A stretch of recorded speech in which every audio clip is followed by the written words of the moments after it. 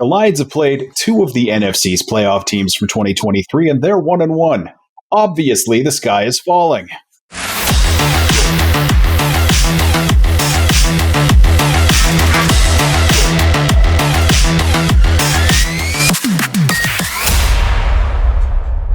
Now, I'm not going to say there isn't some cause for serious concern here, but let's put that into context and keep it at a reasonable level to this point. It's 2 games. But in those 2 games, the Detroit Lions offense has forgotten who they are. Jared Goff just threw the ball 55 times in a game where the opponent they were never more than 1 score away from the lead. The Bucs secondary was banged up going into the game, yeah, but did the Lions do a good job of taking advantage of that at any point in this game? Absolutely not. At the beginning of the game, it seemed like they decided this would be the week that St. Brown got back on track. Like, the key to winning every game is giving Amon-Ra St. Brown the ball as many times as possible. What they should be deciding is that this is the week where they're going to take the play that the defense is giving them and move the ball efficiently down the field using the running game. That's who the Detroit Lions are. That is not who they have been in 2024. And I'm a St. Brown fanatic. Any of you who've been paying any attention to anything I've said in the last 5 years know that. But feeding St. Brown short passes isn't winning football in the NFL. He's not some dynamic guy who's going to take a 5-yard pass and go for 80. This team is not the Miami Dolphins, where they have a bunch of really good receivers who run 4-3. They've got 1. Most of last year, they understood that.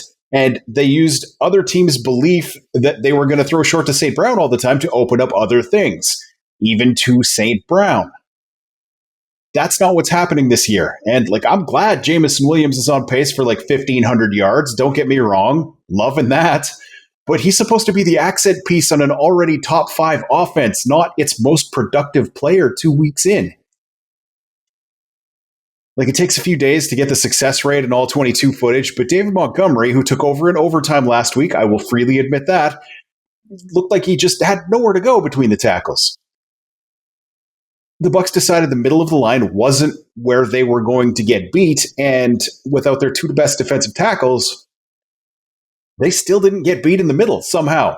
With this vaunted best offensive line in the NFL, they couldn't beat the Bucs backups. And the Lions did a terrible job of wearing them down. Again, 55 passing plays in a close game is not how the Detroit Lions are going to win. Last week, the Lions stuck with the run, and eventually it paid dividends. Of Montgomery's 91 yards on the ground last week, 45 of those came from the game-winning overtime drive. 5 carries, 45 yards, 9 yards per carry in the overtime. Prior to that, his numbers weren't looking very good. But in overtime, they figured it out. They played some big boy football, and they got the job done. They got out of there with that win. What it looks like is that this team, from top to bottom, has read its own press clippings on offense. At least that's what it looks like to me. 3 guys got market-setting deals this offseason, and the offensive coordinator turned down head coaching interviews because he likes the spot that he's in. That's not bad in and of itself. But the Lions are at a crossroads early in this season. They should have destroyed these 2 opponents, given the injury situations on those teams in the week that they were playing them. And you can forgive letting Stafford get hot when he's got very little help on his team. We've watched him come up just short in 1,000 games that looked exactly like the one Rams fans watched last week. Week 1, the Lions got the job done in the end. They were the good team that beat the bad team in a close one. Today, though, the Bucs had no secondary, and the core of their front 7 went out for most of the second half, if not all of it. And they just did not get the job done on offense. As a whole for the team, there are reasons to think positively. Hutch has 5.5 sacks in 2 games. So if you're a hater, just shut the hell up. You were wrong before, and if you don't abandon your bad take now, you're just stupid. Levi is also on pace for double-digit sacks this season. I cannot put into words how awesome that is. That's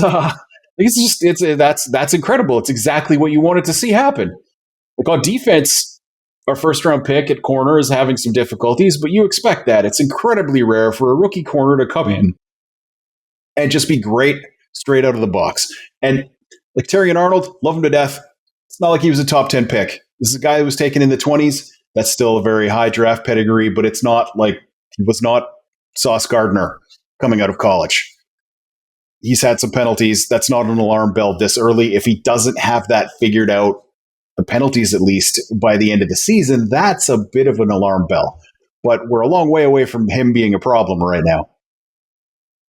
Like, I'm actually not worried about this defense at all. Like, this Bucs offense is a very good offense. And if the Lions offense wasn't a complete heap of garbage today, this defense did more than enough to win the game.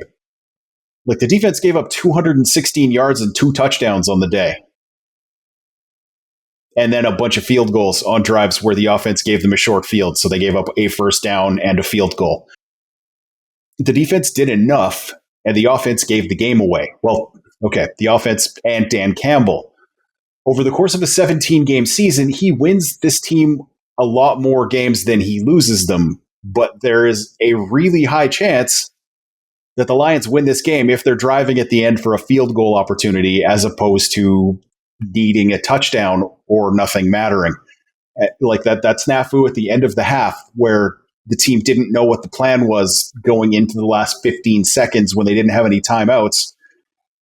That is a reflection that 100% sits on the coach's shoulders. Now, it might not actually be Dan Campbell. He would not throw Dave Phipp under the bus or Ben Johnson under the bus or Jared Goff under the bus, and any of those people could have been responsible. Because, I mean, if the offensive players are hearing Jared Goff yell at them to get at the love down on the line, they're not going to not do that, no matter what the plan was before the snap. If he's screaming at them, get down, we're going to spike it, they're going to do that. So it's one of those people who is responsible for that mistake.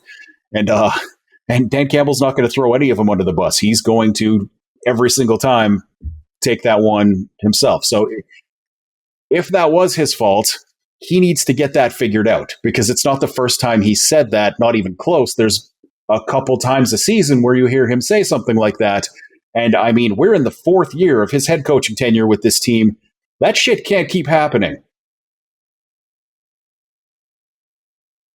And if Ben Johnson wants to be in the position of deciding whether he's going to be taking head coaching interviews or not in 2025, he also needs to do a better job than this. Like, this offense should be bullying people with this offensive line.